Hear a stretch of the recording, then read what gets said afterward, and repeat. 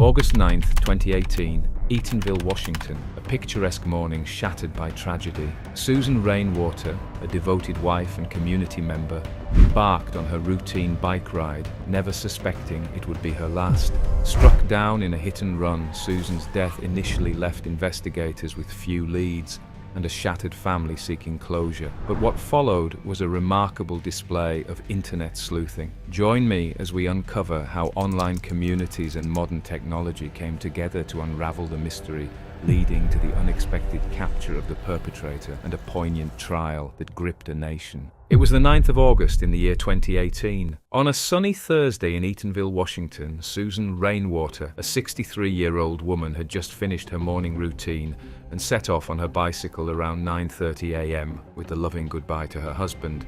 She promised to return in an hour. Little did she know that fate had a different plan for her. As Susan rode along State Route 7 on 320th Street East, just a stone throws away from her home, a car recklessly swerving out of its lane collided with Susan, snuffing out her life in an instant. In a likely state of panic, the driver chose to flee the scene instead of sticking around. This all happened during the early hours of the morning, while Rainwater's husband just assumed she was simply enjoying her cycling session a bit too much. Several hours passed before a passerby, who turned out to be Rainwater's neighbor, noticed a severely damaged bicycle on the road and decided to investigate. Lying in the grass just a few feet away was Rainwater. The spark of life that had once gleamed in her eyes had faded away completely despite desperate pleas from Rainwater's family. The driver responsible for the collision refused to come forward. With scarce witnesses, the police had precious little to work with. Only a few clues were available, including a small black fragment from the front of the driver's car that had broken during impact. With no other recourse, a public plea for assistance in identifying the driver was issued. A Washington State Patrol officer shared photos of the crime scene and car part on Twitter, seeking information from the public. It's common for officials to post pictures of damaged parts and surveillance screenshots to gather leads, and often this crowdsourced approach proves successful. But the fact remained, identifying the make and model of the car using just a small fragment would be quite a challenge. Some would say impossible. Even the next day, the photo was uploaded to Reddit, more specifically to a subreddit dedicated to figuring out the precise nature of obscure and mysterious objects.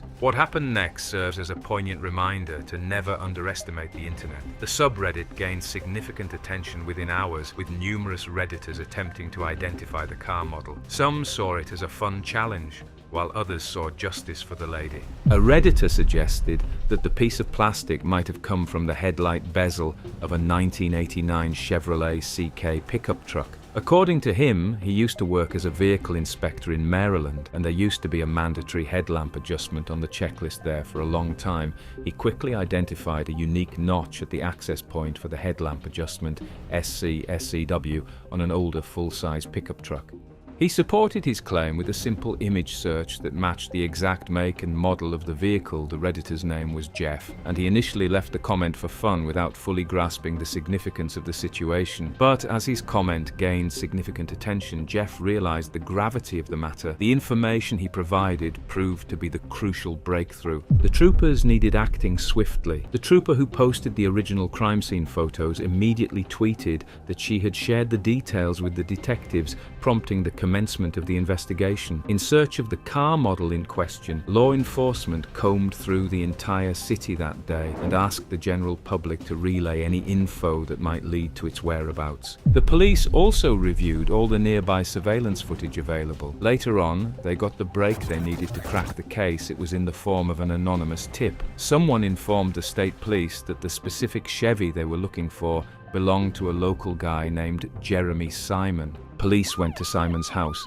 and found his car had front corner damage, likely from hitting Rainwater's bike. On August 14th, police arrested Simon. When announcing the arrest, Washington police thank Rick Users and the anonymous tipster for their support in helping solve the case. Fellow Redditors praised Jeff, the vehicle inspector, and flooded his inbox with kind messages and congratulations. As for Simon, he was suspected of driving under the influence and knowingly leaving the scene of a crash. He was detained on charges of vehicular homicide and illegal drug possession. According to Simon's legal defense, he had fallen asleep at the wheel and accidentally veered out of his lane, which caused him to unintentionally hit Rainwater's bike. Simon confessed to the police that he initially believed he hit a mailbox, but decided to flee when he noticed a crushed bicycle because he didn't want to glance at a dead body. He pleaded not guilty to charges of vehicular homicide, leaving the scene of a fatal accident and possession of a controlled substance. Throughout the trial, Simon consistently expressed remorse and acknowledged the immense loss suffered by the Rainwater family. He was ultimately found guilty of vehicular homicide, hit and run, and drug possession, as he had heroin in his possession at the time of the accident. He was sentenced to 4.5 years in prison under drug treatment program for addicts. This meant he was serving half the time in prison and half on probation provided. He fulfilled other conditions, such as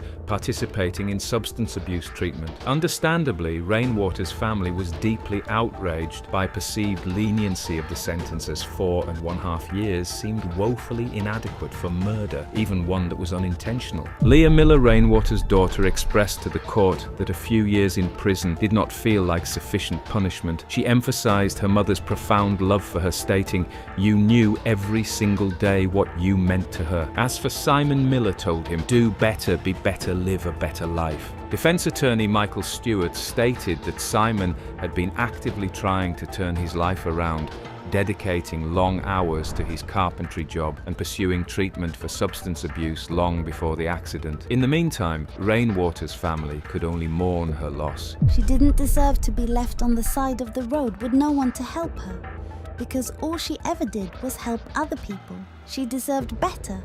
All she ever did was help others, said Leah Miller, her daughter. In just 7 days, the internet and social media came together to bring justice to a case that could have otherwise been buried and forgotten. Susan Rainwater's remarkable tragic case serves as an undeniable proof of the internet's power, also showcasing that social media can be far more than just a platform for frivolous content. It can be a tool for justice.